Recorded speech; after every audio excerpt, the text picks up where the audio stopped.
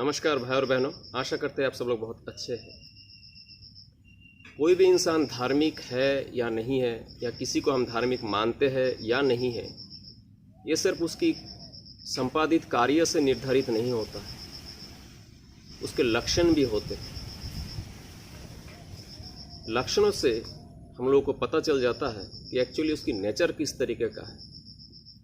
बहुत समय लोग बहुत दिखने में, ऊपरी तौर से दिखने में बहुत ऐसा काम करता है जो ठीक नहीं लगता है, लेकिन उसकी इंटेंशन खराब नहीं होता है।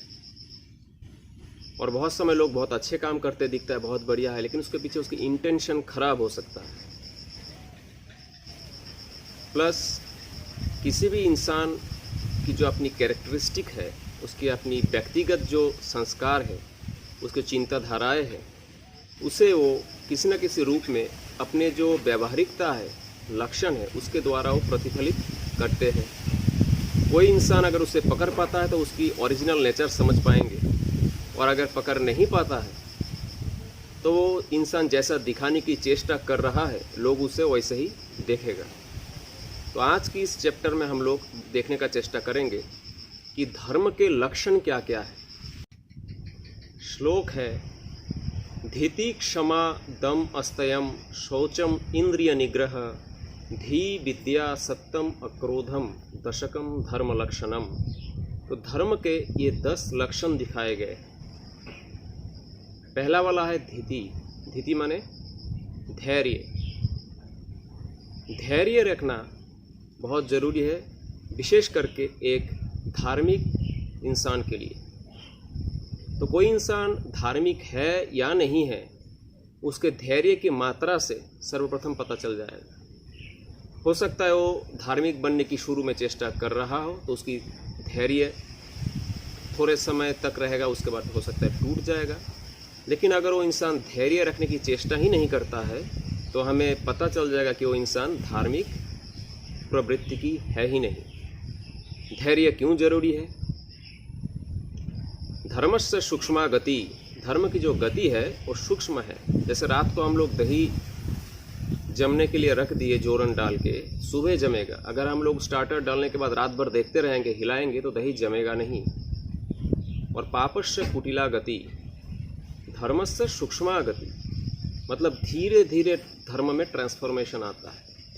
और दुनिया में देश काल पात्र बदलने के साथ साथ कोई भी इंसान के साथ परिस्थिति हमेशा अनुकूल रहेगा नहीं, तो उसकी धर्म खोने की, आपा खोने की परिस्थिति कभी भी पैदा होगा। और ये ज़रूरी भी है बहुत हद तक, तो उसकी धर्म की जो इंटेंसिटी है वो खुद भी जान पाए कि मैं कितने मायने में, कितने हद तक धार्मिक बन पाया हूँ। तो उसकी जो धर्म, अगर वो धैर्य रख नहीं पाएगा, उस कंडीशन में उसकी सारी जितनी भी क्वालिटी है वो बेकार हो जाएगा। सबसे पहले इसलिए धैर्य रखना ज़रूरी है। पाप की प्रेशर आएगा, लेकिन हमें धैर्य रख के अपना युद्ध को करते रहना है। धैर्य। सेकंड है क्षमा। क्षमा करना बहुत ज़रूरी है, लेकिन इसमें 2 शर्त है, आपका व्यक्तिगत शर्त और आपका सोशल एक दृष्टिकोण। व्यक्तिगत तौर पे कोई अगर आपको कुछ बुरा भला कहे तो आप उसे माफ़ कर सकते हो, आपकी व्यक्तिगत इच्छा है। आपके साथ कोई बुरा बर्ताव करे, आपको ठग दे, आपके साथ कुछ अन्याय व्यवहार करे, आपकी इच्छा है कि आप माफ़ करेंगे कि नहीं करेंगे। लेकिन कोई कलेक्टिवली हार्मफुल साबित होता है तो उसको माफ़ करने की आपको इंडिविजुअल कोई राइट नहीं है। सोसाइटी की परमिशन से ही ये हो सकता है, अन्यथा उनको सज़ा देनी पड़ेगी। आप दूसरे के हिस्से की जिम्मेदारी लेके कर नहीं सकते। इस बात को हमें हमेशा याद रखना है। क्षमा करने से फ़ायदा क्या है? क्षमा करने से हम लोग की जो मन में किसी के खिलाफ एक जो रिपल्सिव चिंता रहता है, सबसे पहले वो डाइल्यूट हो जाता है। मनुष्य के लिए सबसे जो इम्पोर्टेंट कोई अगर अंग है उसके शरीर में, वो है मन, जो उसको एकादश इंद्रिय बोला गया है। तो मन अगर पॉल्यूटेड है तो आपके पास करोड़ों करोड़ रुपया या बहुत सारे ट्रेजर रहने के बाद भी एक्चुअली आप एक लूज़र या मैं एक लूज़र हूँ। तो सबसे पहले मन को निर्मल रखने की चेष्टा करना है, क्योंकि हम लोग की जो बायोसाइकोलॉजिकल इम्पल्स है, बायोसाइकोलॉजिकल जो हार्मोन सिक्रेशन है, इसी से अगर हम लोग बैलेंस कर पाएंगे तो हम लोग सुखी भी रह पाएंगे और आनंदमय जीवन भी व्यतीत कर पाएंगे। इस बात को हमेशा याद रखिए। तो जब हम किसी को क्षमा कर देते हैं तो हमारे मन से वो रिएक्शन ही दूर हो जाता है। मान लीजिए किसी ने किसी को 1000 रुपया ठग दिया। 1000 रुपया मायने रखता होगा, 1 लाख रुपया मायने रखता होगा। अगर मैं क्षमा कर पाऊंगा करूंगा, नहीं तो उसके खिलाफ मैं डिफेंड करूंगा। अगर कोई अन्याय कर रहा है मेरे खिलाफ तो उसको क्षमा करना नहीं है। इसको, इस बात को भी याद रखिए। लेकिन कोई अनविलिंगली आपको अगर कुछ कर दे तो आप उसको क्षमा कर सकते हैं। लेकिन किसी का बाय नेचर है किसी को ठगना, तो उसको क्षमा नहीं करना मेरे पर्सनल मत है कि उचित है, क्योंकि उसकी जो नेचर है वो प्रोत्साहित होगा, दूसरों को भी ठगेगा। लेकिन बाय फॉल्ट कोई अगर ऐसा करता है या ऐसा कोई चीज़ है जिसको आप इग्नोर कर सकते हैं तो आप ज़रूर कर दीजिए। उसमें धर्म की प्रतिपालन आप अच्छी तरीके से कर सकते हैं। क्षमा करने से आपकी मन बृहद होता है, आपका मन एक न्यूट्रल पोजीशन में, मेंटल कंपोजर में आ जाता है, जिसके कारण क्या है कि आपके मन से रिपल्सिव वे भी दूर हो जाता है। तो आप जैसा चाहे मन को ड्रैग कर सकते हैं, अपने हिसाब से उसको मूव कर सकते हैं किसी भी दिशा में। और क्षमा नहीं करने के कारण क्या होगा कि आप फंसे रहेंगे उसी पर्टिकुलर नेगेटिव चिंता में, और आपके जितना भी क्रिएटिव थॉट है वो डिस्टर्ब रहेगा उस चिंता के द्वारा। थर्ड पॉइंट है दम। दम मतलब हो गया कंट्रोलिंग फैकल्टी। सर्वप्रथम हमें ज़रूरी है कि हम अपने एनर्जी को कंट्रोल करें, अपने जो एक्सप्रेशन है उसको कंट्रोल करें। क्योंकि अगर हम अपने आप को कंट्रोल कर पाएंगे तो कंट्रोल्ड वे में हम अपना एनर्जी को, अपने इच्छाओं को यूज़ कर सकते हैं, जिसके द्वारा हमको सेटिस्फाइड रिजल्ट मिलेगा। और अगर हम खुद के ऊपर ही कंट्रोल नहीं रख पा रहे हैं तो हमारे द्वारा कोई कंट्रोल होगा भी नहीं। आपका या मेरा जो मेंटल लेयर है, हम उस मेंटल लेयर से तभी किसी को कंट्रोल कर सकते हैं जब हमारी या आपकी मेंटल लेयर, मेंटल स्ट्रेंथ हमारे ओपिनियन के, हमारे सामने जो खड़ा है उसके मेंटल स्ट्रेंथ से ज़्यादा हो। फिजिकल फोर्स से कंट्रोल नहीं होता है। तो इसलिए दम रखना बहुत ज़रूरी है। ये दम कैसा रखा जाएगा, क्या कलाएं है? तो हमारी जो पंच ज्ञानेंद्रिय है और पंच कर्मेंद्रिय है, ये जो चारों तरफ फैला हुआ है, चारों तरफ से इन्फ्लुएंस ले रहे हैं सेंसरी ऑर्गन के थ्रू और मोटर ऑर्गन के थ्रू, उसके रिएक्शन हम लोग बाहर एक्सप्रेस कर रहे हैं। तो इसमें सबसे पहले हम लोगों को संयम रहना चाहिए। संयम। चक्षु जो चाहे वो देख ले, कान जो चाहे वो सुन ले, मुंह जो चाहे वो बोल ले या खा ले, नाक जैसा चाहे वैसा गंध, दुर्गंध या सुगंध सूंघ ले। ऐसा होने से हम लोग माइंड के द्वारा, मतलब इन्फ्लुएंस के द्वारा माइंड प्रभावित रहेगा हमेशा, और हम किसी भी चीज़ के प्रति आकर्षित होंगे या एक विरूप भाव हम लोग प्रकट करेंगे। तो हमारी एनर्जी किसी भी चीज़ को, मैटेरियल चीज़ को सिर्फ एंजॉय करने में या उसको रिएक्ट करने में बर्बाद होता रहेगा। तो हमारे अंदर कंट्रोलिंग फैकल्टी की कमी हो जाएगी, एनर्जी की कमी हो जाएगी, हमारे अंदर कंसंट्रेशन की भी कमी हो जाएगी। नेक्स्ट आता है अस्तयम। अस्तयम मतलब चोरी नहीं करना। तो धार्मिक इंसान जो होगा उसे औचर्य व्यक्ति की पालन तो बहुत बढ़िया तरीके से करना पड़ेगा। आमतौर पे हम लोग ये मानते हैं कि चोरी क्या है, हम लोग कोई चीज़ कहीं पे गए, देखे, ले लिए, चोरी हो गई। लेकिन वैसा चोरी नहीं होता है सर। चोरी और भी तरीके का होता है।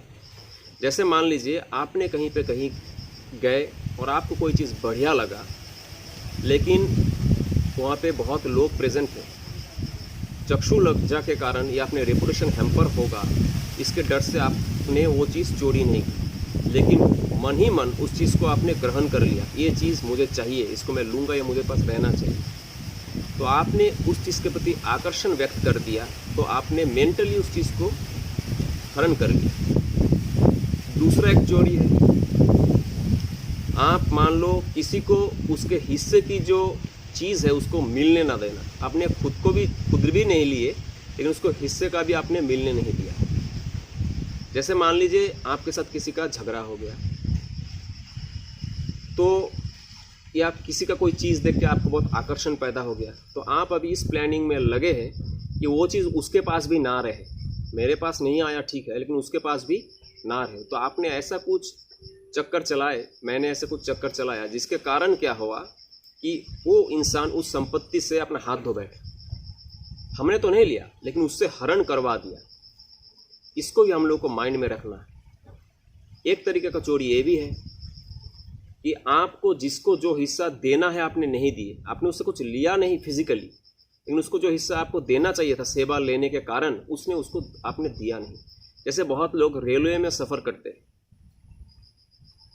नियम है टिकट खरीद के सफ़र करना है, लेकिन कोई इंसान कितना भी दूर हो सफ़र कर लिया और रेलवे डिपार्टमेंट को जो मिलना था उसका अधिकार नहीं दिया, टिकट का पैसा इसी स्टेशन में उतर के चला गया। तो ये भी एक चोरी है। और जो फिजिकल चोरी हो तो है ही, कोई चीज़ कहीं पे गए उठा लिए, किसी का ज़मीन हड़प लिए, कोई चीज़ चुरा के कोई ले गया, चोरी हो गई। अब चोरी करने से क्या होता है कि मनुष्य के जो मन की ताकत है वो सबसे पहले घट जाता है। क्यों? क्योंकि चोरी करने का मतलब ही हो गया कोई भी इंसान अपना जो पहचान है उस पहचान को सोसाइटी में उजागर होने से छिपा रहा है। मतलब वो डुअल कैरेक्टर मेंटेन कर रहा है, उसकी ओरिजिनल रूप कुछ है, दिखा कुछ रहा है। उस कंडीशन में उसकी जो आत्मिक विकास है वो नहीं हो सकता है। उसको हमेशा डबल पर्सनालिटी मेंटेन करते हुए चलना है। जब हम अपने आप को छिपाते हुए चलेंगे तो साइकोलॉजिकली हम लोग कॉन्ट्रैक्शन का वे चुन रहे हैं, एक फेक हम लोग मुखौटा लगा के चल रहे हैं। इसलिए औचित्य व्यक्ति धारण करना तो बहुत जरूरी है धार्मिक इंसान के लिए। धृति क्षमा दम अस्तयम शौचम। शौचम मतलब साफ सुथरा रहना, शारीरिक रूप से साफ सुथरा तो रहना ही है। आनंद मार्ग विधि में स्नान विधि है, व्यपक्षोज विधि है, खान पान की विधि है, किस तरीके से आदमी को साफ सुथरा रहना है, फिजिकल तरीके से, मानसिक तरीके से, आत्मिक तरीके से। ये तीनों विधि आप लोग जान सकते हैं, अपने जीवन को रियली और ज़्यादा सोच रख सकते हैं। आमतौर पे हम लोग जो सोच समझते हैं हो गया कपड़े लत्तों के साफ रखना, नहाना धोना, हाथ पैर साफ रखना, घर मकान साफ रखना, सराउंडिंग साफ रखना, ये तो है ही है। ये हो गया एक्सटर्नल सोच।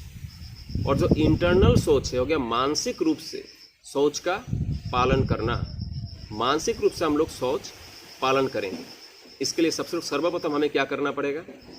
हमें जो चिंतन है वो प्यूरिफाई करना पड़ेगा। जो मर्जी वो सोच लिए उस तरीके से हम लोगों की वो चिंतन हमारे मानस पटल में एक लेयर तैयार करेगा, एक रिफ्लेक्शन तैयार करेगा।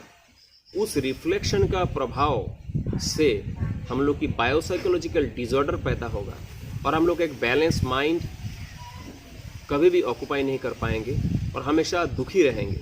आनंद को कभी ऑक्यूपाई नहीं कर सकते, कभी एंटरटेन नहीं कर सकते, आनंद को कभी अनुभव नहीं कर सकते। सोच रखने के लिए हम लोग को सर्वप्रथम मन को प्यूरिफाई रखने के लिए हरि नाम संकीर्तन करना है। बाबा नाम केवलम, ये अष्टाक्षरी सिद्ध महामंत्र का आप लोग जप कर सकते हैं। एक यूनिवर्सल मंत्र है। इससे आप देखेंगे 5 से 10 मिनट के अंदर किसी का भी मन बहुत ही ज़्यादा निर्मल हो जाता है। हम लोग मन ही मन एक जैसे वैकुंठ में जो आनंद है, गंगा स्नान में जो आनंद है, वैसा आनंद हम लोग अनुभव करेंगे। दूसरी सुसाहित्य पढ़ना, जो मर्जी हो पढ़ लिए, उससे वो साहित्य तो है नहीं, साहित्य तो है नहीं, लिटरेचर हो सकता है, साहित्य है नहीं। तो हम लोग किसी भी चीज़ को पढ़ लिए उसको साहित्य के नाम से, तो हमारे मन कलुषित हो गया।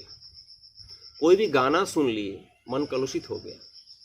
तो हमें जो सुनना है, हम लोग इंद्रियों में संयम रखना है। सोच करने के लिए संयमित रूप से कोई भी चीज़ को ग्रहण करना है, ताकि वो ग्रहित चीज़ हमारे मन के अंदर जाके कोई रिएक्शन पैदा ना करे, जिस रिएक्शन को न्यूट्रलाइज करने के लिए हमें फिर से एनर्जी खपत करनी पड़े। इस चीज़ को आप लोग समझ लीजिए। शौच, खान पान में शौच बहुत ज़रूरी है। धार्मिक इंसान किसी भी चीज़ को, जीव को कष्ट नहीं पहुंचाएगा। इसलिए जो धार्मिक है, जो धार्मिक बनना चाहता है या धर्म के राह में रहना चाहता है, उसको शाकाहारी होना ही पड़ेगा। जो शाकाहारी होगा वो सही मायने में परमात्मा की जो सर्वव्यापित्व है उसको अनुभव कर सकता है। नहीं तो थ्योरी और प्रैक्टिकल दोनों अलग अलग रह जाएगा। इसलिए उसको शाकाहारी होना पड़ेगा। उसको अहिंसा धर्म का पालन करना पड़ेगा, तभी मन जाके शौच में प्रतिष्ठित हो पाएगा। और आत्मिक स्तर में उसको रूढ़ियों के जो प्रचलित, जो समाज व्यवस्था में, जो सांप्रदायिक जो व्यवस्था में प्रचलित अलग अलग रूढ़ियाँ है धर्म के नाम पे, उनसे ऊपर उठना पड़ेगा और धर्म के लिए धर्म साधना करना पड़ेगा, आध्यात्मिक साधना करना पड़ेगा, भजन कीर्तन करना पड़ेगा। और दैनंदिन जो कार्यशैली है उसको शौचता को, मतलब शुचिता को मेंटेन करते हुए करना पड़ेगा। शौच में और एक चीज़ आ जाता है उपार्जन। जैसा मर्जी उपार्जन किया, वैसे उपार्जित अर्थ से अपना पेट पाल लिया, तो शौच आप है नहीं। हो सकता है मेरा घर मकान सब साफ सुथरा है, मेरे घर में हर चीज़ क्लीन है, बैक्टीरिया फ्री एटमॉस्फेयर है, लेकिन मेरे अगर अर्थ उपार्जन की स्रोत ही गलत है, इलीगल वैसे मैं अर्थ उपार्जन कर रहा हूँ, उस दृष्टिकोण में मेरे शुचिता भंग हो जाएगा। क्योंकि उसी अर्थ से मैं भोजन करता हूँ, जैसा अन्न वैसा मन, तो हमारी मन में शुचिता रहेगी नहीं।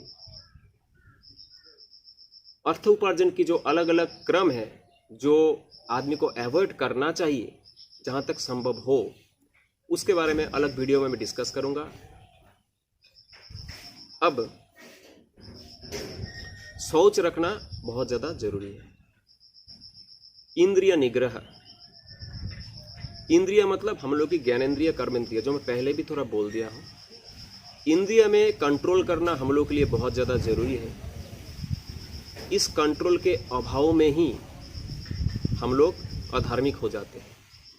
हम लोग के मन में जो लोभ जगता है, हम लोग के मन में जो रिएक्शन पैदा होता है, घृणा हुआ, द्वेष हुआ, तृष्णा हुआ, मोह हुआ, जो अलग अलग वृत्तियाँ उभर के आता है, इसका कारण है कि हम लोग अनकंट्रोल्ड वे में अपने इंद्रियों को नियोग करते हैं किसी भी कार्य को संपादन करने में।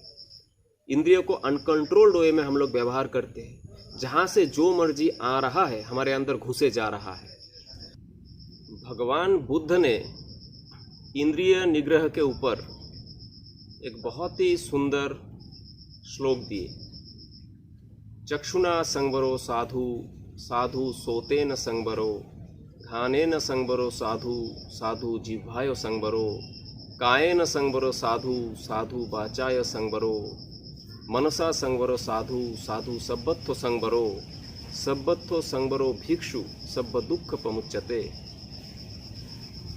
यहाँ पे बोला गया है कि जो इंसान साधु या धार्मिक बनना चाहेगा, साधु मतलब सिर्फ शेफ्रॉन ड्रेस या कोई धार्मिक लिबास पहनने को साधुता नहीं कहा जाता है, या साधु नहीं हो जाता है। साधुता मन की एक अवस्था है, जैसे सन्यास भी मन की एक अवस्था है। जो इंसान धार्मिक बनना चाहेगा उसे इंद्रिय निग्रह के ऊपर जोर देना ही पड़ेगा। इसको भगवान बुद्ध ने आज से 2500 साल पहले ही व्यक्त कर दिए थे। नेक्स्ट पॉइंट है धी। बुद्धि, बोधि, विवेक, इन तीनों के समन्वय से धी उन्नत होता है। ज्ञान की एक परिवर्धित अवस्था जहाँ पे बोधि की बहुत ज़्यादा प्रभाव है और वो ज्ञान विवेक समर्थित हो, तो उसे हम धी कहेंगे। एक धार्मिक इंसान ज्ञानी हो भी सकता है, कम ज्ञानी भी हो सकता है, लेकिन उसमें धर्म साधना के फलस्वरूप बोधि बहुत उन्नत हो जाता है। इसलिए वो बहुत सारे झमेलों में पड़ने के पहले ही उसके निष्कर्ष तक पहुंच जाता है। चर्चा करने की विशद कोई ज़रूरत बहुत समय नहीं रहता है। लोग उसे आमतौर पे बहुत समय थोड़ा सा बेवकूफ़ समझते हैं, लेकिन वो बेवकूफ़ नहीं है। आमतौर पे एक इंसान ज्ञान और अनुभव, इस दोनों के आधार पे ही अपना सारा निष्कर्ष निकलता है। लेकिन एक बोधि प्राप्त इंसान उस निष्कर्ष को बिना समय, बिना अपनी ताकत खपत किए ही समझ सकता है। और विवेक प्रधान होने से इंसान क्या धार्मिक है क्या अधार्मिक है, इसके बीच फर्क निकालने में अगर इंसान विवेक प्रधान नहीं है, विवेक को समर्थन नहीं देता है, तो समस्या ये है कि इंसान जानेगा क्या गलत है क्या सही है, लेकिन जानते हुए भी बहुत सारे गलत कार्य में लिप्त हो जाएगा और ज़्यादातर हिस्सा में वो जान भी नहीं पाएगा क्या गलत है या क्या सही है। आज जो दुनिया में इतनी सारी गड़बड़ी है, इसकी प्रधान कारण ज्ञान की कमी नहीं है, विवेक की कमी है। विवेक के कमी रहने के कारण ही लोग सभी किस्म के गलत कार्य में लिप्त होते हैं। आज जो मल्टी डिमेंशनल करप्शन दिखता है दुनिया के हर हिस्से में, उसका कारण है विवेक समर्थित कार्य ना करना। मन एक डंक तो जरूर देता है कि क्या करना है क्या नहीं करना है, लेकिन धर्म में प्रतिष्ठित रहने की चेष्टा ना करने के फलस्वरूप मनुष्य की जो विवेक है वो कमजोर रहता है। वो सिर्फ एक टच देता है कि ऐसा करना उचित है, ऐसा करना उचित नहीं है, लेकिन वो मन से ओवरपावर हो जाता है। तो फलस्वरूप क्या होता है कि इंसान अपने प्रलोभन के कारण मन को संतुष्ट करने के लिए, इंद्रिय तृप्ति के लिए ही ज़्यादातर काम करता है और इसका नतीजा हम लोग देखते हैं कि पूरे दुनिया में उथल पुथल मचा हुआ। तो धर्म के ये लक्षण है कि जो इंसान धार्मिक होगा उसमें विवेक होगा, वो विवेकवान इंसान होगा, जो जब मर्जी करना चाहिए कि नहीं करना चाहिए, करना है कि नहीं करना है, सारा चीज़ विचार विमर्श करने के बाद, सेल्फ इंट्रोस्पेक्शन करने के बाद, सेल्फ एनालिसिस करने के बाद वो उसको निर्णय लेगा। उसके बोधि भी उन्नत होगा धर्म साधना के फलस्वरूप, और वो बुद्धि प्रधान नहीं रहेगा, वो बोधि प्रधान रहेगा और विवेक समर्थित रहेगा। नेक्स्ट पॉइंट हो गया विद्या। विद्या और अविद्या दोनों मिलके ही इस प्रकृति अपना खेला कर रहा है, लीलामय अपना लीला रचे जा रहा है, लेकिन विद्या की प्राधान्य ज़्यादा रहना पड़ेगा। अविद्या की प्राधान्य अगर हो गया तो इंसान अधार्मिक बन जाएगा पल भर में, क्षण भर में। और विद्या की प्राधान्य रहने के लिए आध्यात्मिक साधना करना बहुत ज़रूरी है। पोथी पत्र पढ़ के, सिर्फ संस्कृत श्लोक सीख के, हज़ारों हज़ार किताब में मास्टर डिग्री करके इंसान विद्याश्रयी नहीं हो सकता है। विद्याश्रयी होने के लिए इंसान को सत्य का मतलब सत्य का पालन करना ही पड़ेगा। तो विद्या के साथ सत्य भी आ जाता है। सत्ताश्रयी नहीं है तो विद्या का पालन वो नहीं कर सकता। और विद्या क्या है? परमात्मा। अविद्या क्या है? प्रकृति। प्रकृति और पुरुष, ये दोनों का मिलन के फल ही है ब्रह्म। लेकिन कोई इंसान अगर ब्रह्म को प्राप्ति करना चाहता है तो उसे सत्य को अनुशीलन करना पड़ेगा, विद्याश्रयी होना पड़ेगा, विद्या की साधना करना पड़ेगा, अविद्या को यूज करना पड़ेगा। अविद्या को छोड़ के जी नहीं सकता। शरीर ही अविद्या से बना है, अविद्या की प्रभाव से। जो पुरुष के ऊपर प्रकृति की प्रभाव है, उसके प्रभाव से ही ये शरीर बना है। इसको लेके इंसानों को चलना है, इस मन को लेके इंसानों को चलना है, लेकिन जड़ प्रभावित नहीं रहना है। जड़ जगत में हम लोगों को रहना है, लेकिन जड़ीभूत होके रहना नहीं है। इसलिए धर्मशास्त्र का पाठ करना, विद्या साधना की प्रैक्टिस करना, कीर्तन करना, भजन करना, अपने दैनंदिन कार्य में धर्मावलंबी जो कार्य है उन सब चीज़ों का अनुशीलन करना ही विद्या का अनुशीलन है। सत्यम, विद्या के साथ सत्य जुड़ा हुआ है। मैं अभी बोला सत्यम। सत्य क्या है? सत्यम ज्ञानम अनंतम ब्रह्म। सत्य केवल परमात्मा है, वो ब्रह्म है। हर अभिव्यक्ति इस सृष्टि का, हर अभिव्यक्ति जो दृश्यमान है और जो अदृश्य है, जो हम लोगों की नज़दीक है और हम लोगों से दूर है, जो कभी हम लोग कभी पहुंच भी नहीं पाएंगे लेकिन ब्रह्मांड में है, ये सभी चीज़ उस सत्य, उसी एक सत्य स्वरूप सत्ता से ही निकला है। इसलिए हर चीज़ की अंतर्निहित जो गूढ़ रहस्य है वो सत्य में आधारित है। प्रकृति के प्रभाव के कारण हर चीज़ अलग अलग विद्यमान है, अलग अलग रूप से हम लोग के सामने प्रतीत होते हैं। तो सत्य का पालन करने के लिए सर्वप्रथम उस सत्य में लौट के जाने के लिए, अपने प्रकृति स्वरूप में स्थापित होने के लिए सर्वप्रथम हमें सत्ताश्रयी होना पड़ेगा। और सत्ताश्रयी का मतलब हो गया हमारी जो अभिव्यक्ति है, विभिन्न तरीके की अभिव्यक्ति है, वो सत्य के ऊपर आधारित होना पड़ेगा। सत्य क्या है? इसमें दो चीज़ आ जाता है, एक हो गया सत्य और एक हो गया रीत। रीत क्या है? जो चीज़ जैसे घटित हुआ उसको वैसे ही वर्णन करना, actual expression of the incident और हैपनिंग्स। और सत्य क्या है? दूसरों की खेम, मंगल, कल्याण के उद्देश्य से जो एक्सप्रेस करेंगे उसे सत्य कहेंगे। जैसा घटित हुआ उसको ऐसे वर्णन नहीं भी किया जा सकता है। उसके पीछे जो इंटेंशन रहेगा वो रहेगा किसी की उन्नति की, किसी की कल्याण की। एक कल्याण की भावना अगर कहीं पे नहीं है तो उस कंडीशन में हम उसको सत्य नहीं कह सकते, वो खेप, वो रीत हो जाएगा। जैसे मान लीजिए आपके घर में या किसी के घर में कोई अचानक आदमी दौड़ते हुए आया, बोला मुझे छिपा लो भाई, मेरे पीछे गुंडे लगे, आपने छिपा लिया। उसके बाद क्या हुआ कि कुछ लोग दौड़ते हुए आए, बोला हम लोग गांव के लोग हैं, वो आदमी चोर था, चोरी करके निकला है, वो कहाँ है। आप अगर तथाकथित सत्य का पालन करेंगे तो आप बोल देंगे वो आदमी मेरे घर के अंदर छिपा बैठा है, जाओ पकड़ लो। और वो लोग उसे पकड़ के मर्डर कर दिया। आपने तो नहीं किया, लेकिन उन लोगों ने मर्डर कर दिया। तो आपके एक कथन के कारण वो इंसान अपना जान खो बैठा, उसको सुधरने की मौका ही नहीं मिली, रेक्टिफिकेशन की मौका ही नहीं मिला।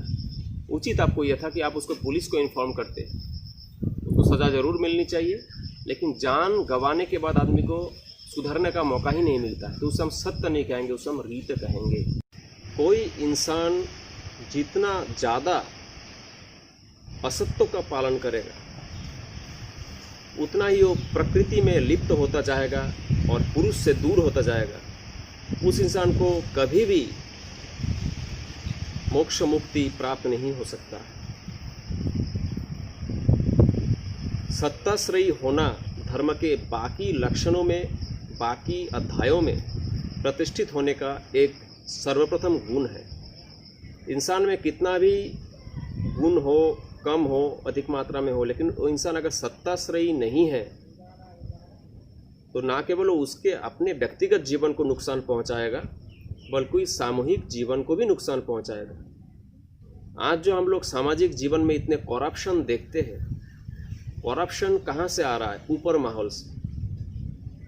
समाज के जितने भी शिक्षित वर्ग है वही करप्टेड है। अशिक्षित लोग तो काम ही नहीं मिल रहा, कहाँ से करप्शन करेगा?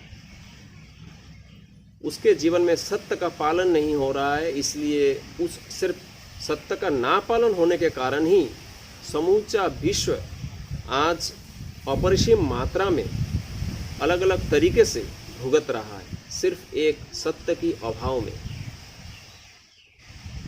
वो इंसान कितना भी दान करे, पुण्य करे, वो सोचे कि मैं दान पुण्य करके मेरे जो पाप कर रहा हूँ। आमतौर पे इंसान इसी सोच से ही धार्मिक बहुत सारे क्रियाकलाप फॉलो करते हैं, तथाकथित धार्मिक बहुत सारे क्रियाकलाप फॉलो करते हैं कि मेरे दैनंदिन जीवन में मेरे जो कार्य है, प्रोफेशनल वर्क है या मेरे व्यक्तिगत कार्य है, उससे बहुत सारे पाप अर्जित होता है। उसको खुद भी पता है, जाने अनजाने और मैक्सिमम समय में जान के, तो वो किसी न किसी रूप में तथाकथित धार्मिक क्रियाकलापों से एक किस्म से भगवान को घूस दे के अपने पापों को शरण करना चाहता है। लेकिन इससे उसके सत्ताश्रयी ना होने के कारण इस कार्य से उसके पाप धुल नहीं जाएंगे। सत्य का पालन करना, अनुशीलन करना सर्वप्रथम कर्तव्य है। जब कोई इंसान धर्म को पालन करना चाहता है, उसको भुगतना पड़ेगा, लेकिन करना पड़ेगा। तो जब कोई चोर चोरी करके आके बोलेगा कि मैं चोरी किया हूँ तो उसको सज़ा मिलेगी, उस कंडीशन में वो सत्य का पालन नहीं कर सकता, जो उसको सज़ा मिलेगी। कौन इंसान बार बार सज़ा पाना चाहेगा? तो उस कंडीशन में या तो दो चीज़ में से एक चीज़ चुनेगा।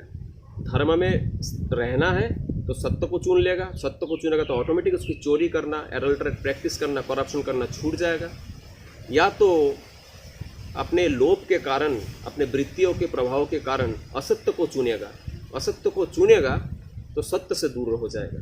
धर्म से दूर हो जाएगा। तो कौन इंसान कितना दान कर रहा है, पुण्य कर रहा है, किसकी कितनी सोशल स्टेटस है, इससे कुछ साबित नहीं होता कि वो इंसान कितना धार्मिक है।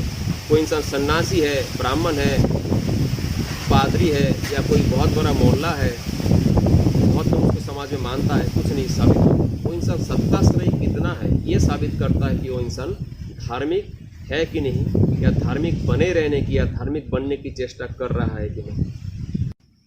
आखिरी पॉइंट है अक्रोध। अक्रोध माने क्रोधी ना होना। धार्मिक इंसान क्रोधी नहीं होगा। क्रोध के बारे में भगवान शिव बोले हैं, क्रोध एव महान शत्रु, मतलब आपके जितने भी शत्रु है उसमें से एक महान शत्रु है क्रोध, जो सेल्फ क्रिएटेड है। क्रोध क्यों आता है? जब हमारी मन में उठने वाली संवेदनाओं के अनुकूल बाहर से आया हुआ आरोपित संवेदनाओं से एक मैच नहीं होता है, तब प्रतिकूल परिस्थिति हमारे मन अनुभव करता है, और इसी के कारण बहुत समय क्रोध होता है। क्रोध होने से हम लोग की न्यूरल डिसऑर्डर पैदा होता है, न्यूरोलॉजिकल फंक्शनिंग डिसफंक्शन करना शुरू कर देता है।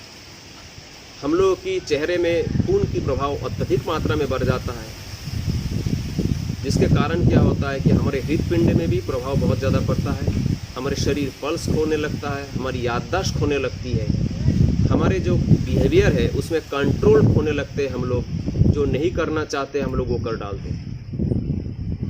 इसलिए बोला गया है क्रोध एवं महान शत्रु। क्रोधी ज़्यादा होने से आदमी की बुद्धि भी भ्रष्ट हो जाती है। इसलिए जो इंसान अत्यधिक मात्रा में क्रोधी रहते हैं, धीरे धीरे उसकी स्मरण शक्ति भी घटते रहती है और बुद्धि भी कम होते जाता है। क्रोध के साथ, और पहला पॉइंट धैर्य के साथ बहुत बड़ा संपर्क।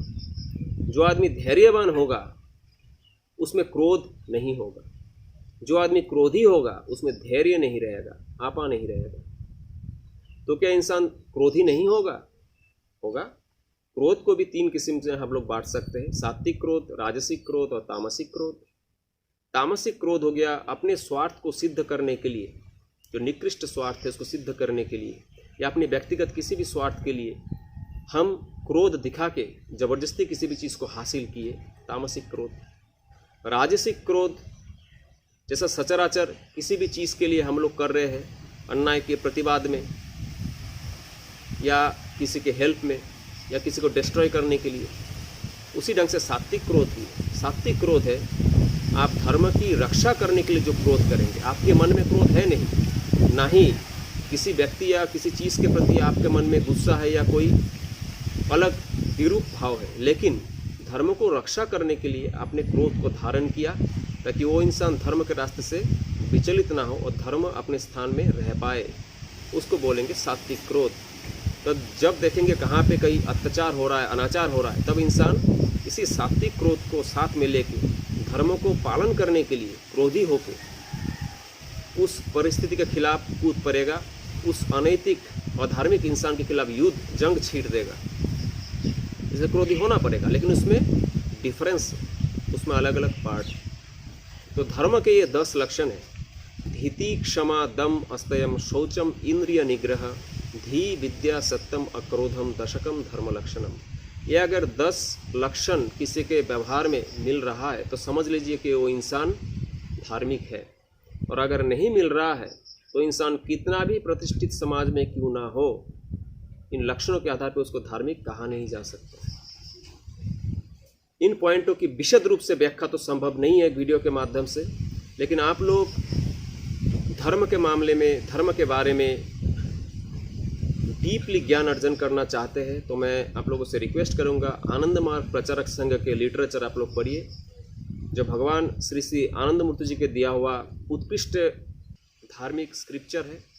धर्म ग्रंथ के रूप में, धार्मिक आध्यात्मिक अध्ययन के रूप में बहुत सारे उनके बुक्स है, उसको आप लोग पढ़िए, उसकी विशद चर्चा करिए, सोचिए, मंथन करिए, और धर्म को प्रैक्टिकली अपने जीवन में अपनाने के लिए आनंद मार्ग प्रचारक संघ के द्वारा दिया हुआ राजाधिराज योग पद्धति सीखिए। दैनंदिन जीवन में आप लोग साधना को अपनाइए, कीर्तन करिए, भजन करिए, और अपने आप को लिबरेट महसूस करिए, अपने आप को मुक्त प्राणी महसूस करिए। आपको अगर ये वीडियो अच्छा लगे तो मैं चाहूँगा इस वीडियो को आप लोग लाइक करें, शेयर करें, चैनल को भी सब्सक्राइब करें। आपका दिन शुभ हो।